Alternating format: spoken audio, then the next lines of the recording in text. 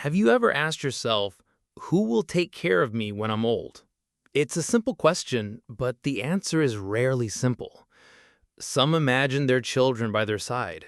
Others rely on savings, retirement plans, or even the hope that society will take care of them.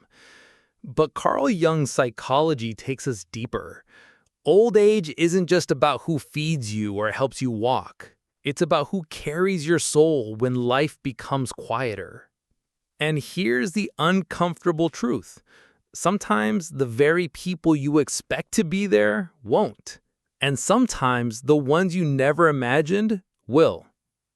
Main idea 1. Old age is not just physical, it's psychological. When we talk about old age, most people picture weakness, hospitals, canes, and nursing homes. But what's even more important, and often ignored, is the psychological reality of aging. Carl Jung observed that as we grow older, the center of life slowly shifts inward. Youth is about expansion, making friends, building careers, falling in love.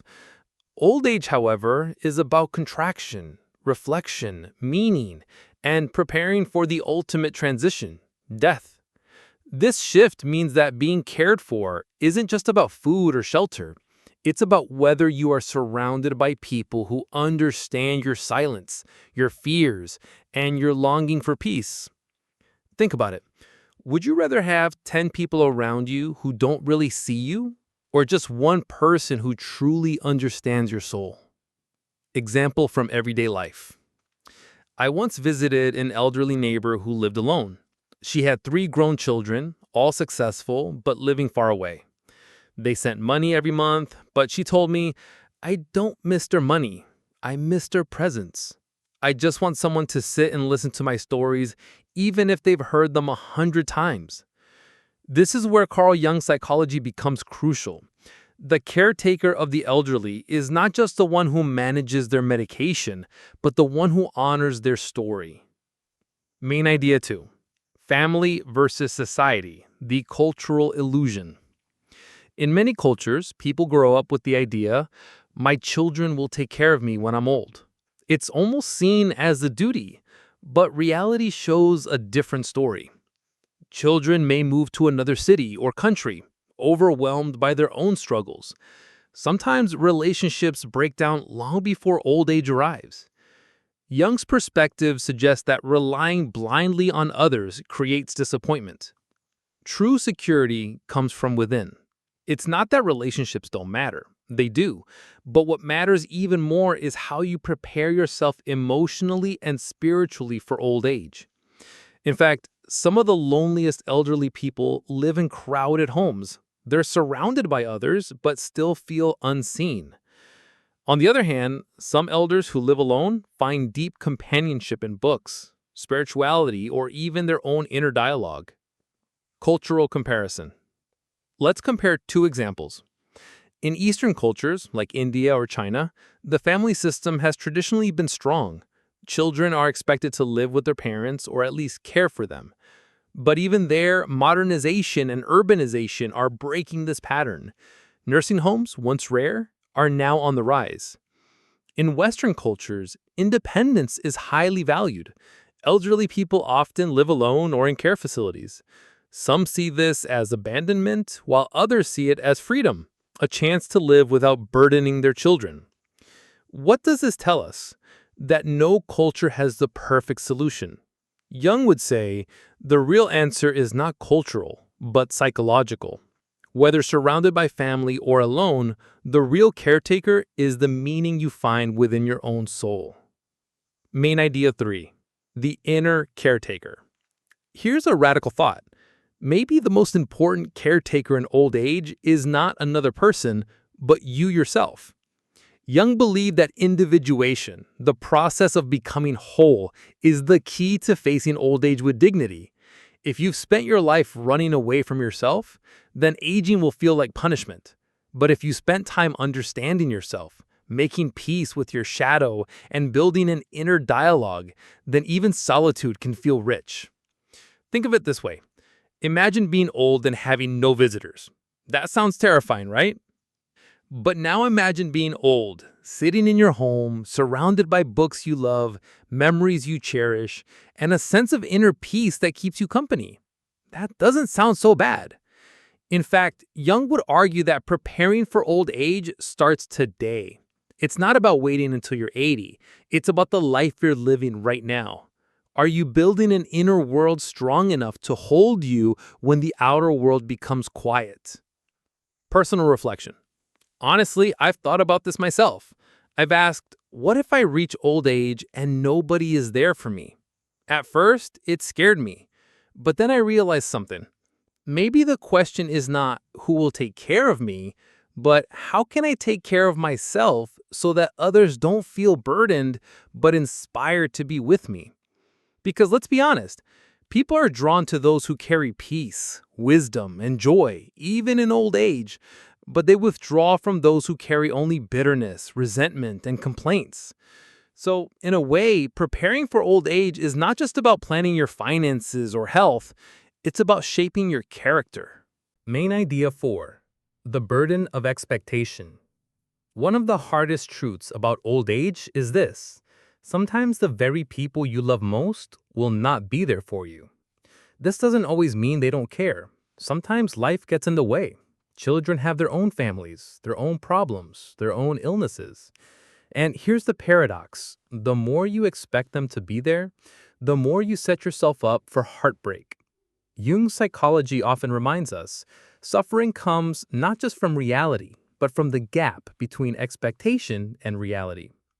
Think of a parent who spends their whole life sacrificing for their children, and then feels abandoned when those children don't repay that sacrifice in old age. That bitterness can destroy the soul. But another parent who sees their children grow independent might feel proud, even if they rarely visit. The difference isn't the children, the difference is the parent's inner perspective. Everyday example. I once spoke to a retired teacher who told me, I raised my children with love, but I never wanted them to feel like they owed me their old age. My gift was giving them wings. And if I'm alone now, I still see their success as my company. That attitude struck me deeply. She wasn't naive. She still felt lonely at times, but she wasn't trapped by resentment. Contrast that with another man I met who constantly said, after everything I've done, my children should at least... That word should poisoned every conversation. His bitterness pushed his children even further away, creating a painful cycle. The truth is, if we enter old age clinging to the idea that someone else must save us, we might destroy the very love we hope to receive. Jung's view, aging is a return to the self. Jung believed that in the second half of life, the ego, our outward identity, begins to lose its power. We stop caring as much about status, achievements, and social recognition. Instead, we're drawn inward, toward reflection, dreams, and even spirituality. In this sense, old age is not a tragedy. It's an opportunity. It's the soul's natural journey home. But if you resist this process, if you try to cling desperately to youth, success, or other people, you create unnecessary suffering. It's like trying to hold on to a season that has already passed. So who takes care of you in old age? Your family might, society might, or maybe nobody will in the way you expect. But Jung would argue the real caretaker is your relationship with your own inner self. If you've nurtured that relationship throughout life, old age becomes a time of deep richness instead of fear. M5. The fear of death versus the fear of aging. Here's an interesting paradox. Many people fear aging more than they fear death. Why? Because aging feels like a slow decline. Every year you lose a little strength, a little independence, a little control. It's like watching yourself fade in the mirror. Death, in contrast, is one moment. It's mysterious, but it's final. Aging is long, visible, and humiliating in the eyes of many.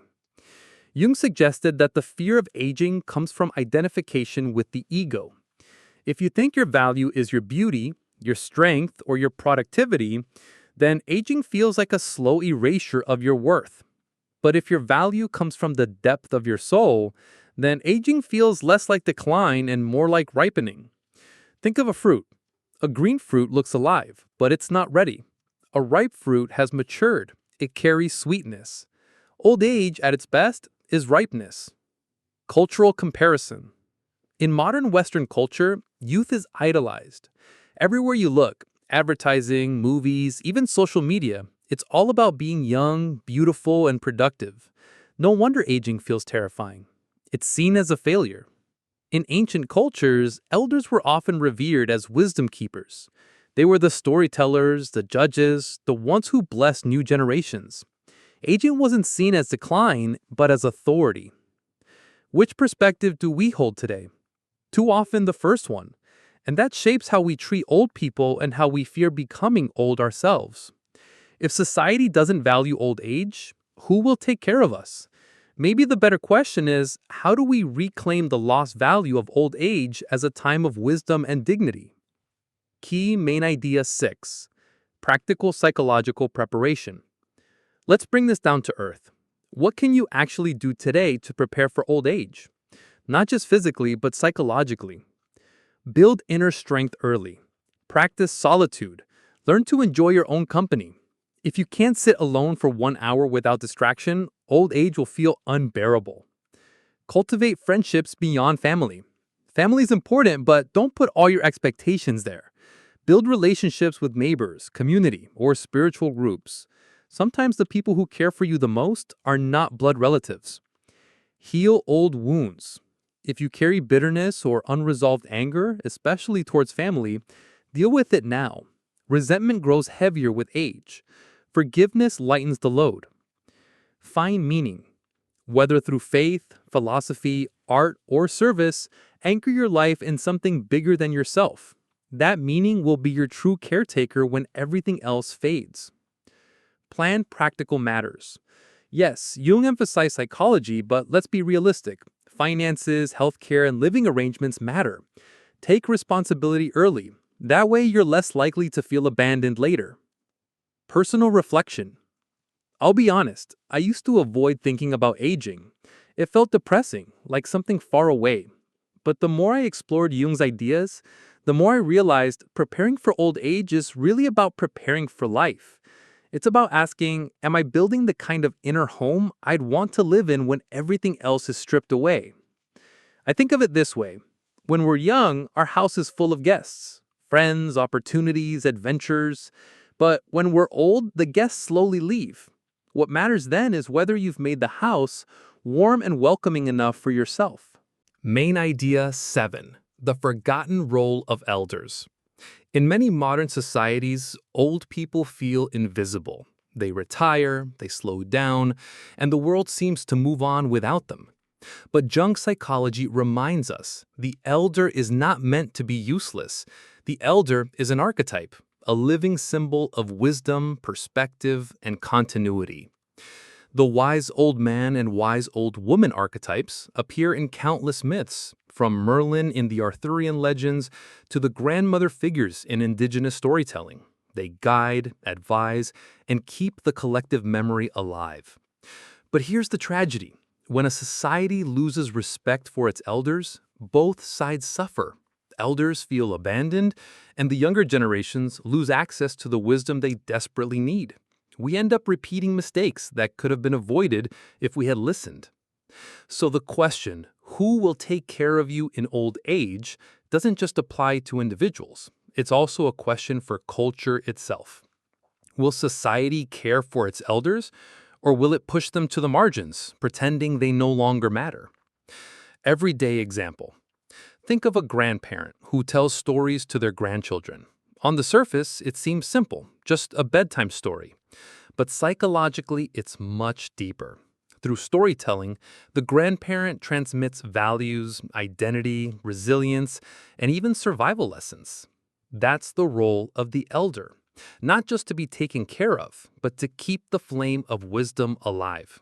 If we forget that, we not only harm the elderly, we weaken the future. Main idea 8. The archetype of the wise old man, woman. Jung described archetypes as universal patterns in the human psyche, and the wise old archetype carries both light and shadow. The light side, guidance, patience, deep understanding, perspective. The shadow side, bitterness, rigidity, superiority, or becoming a burden without giving back. So in old age, you face a choice. Will you embody the light of wisdom or sink into the shadow of resentment? I've met elders who radiate peace. Just being in their presence feels healing.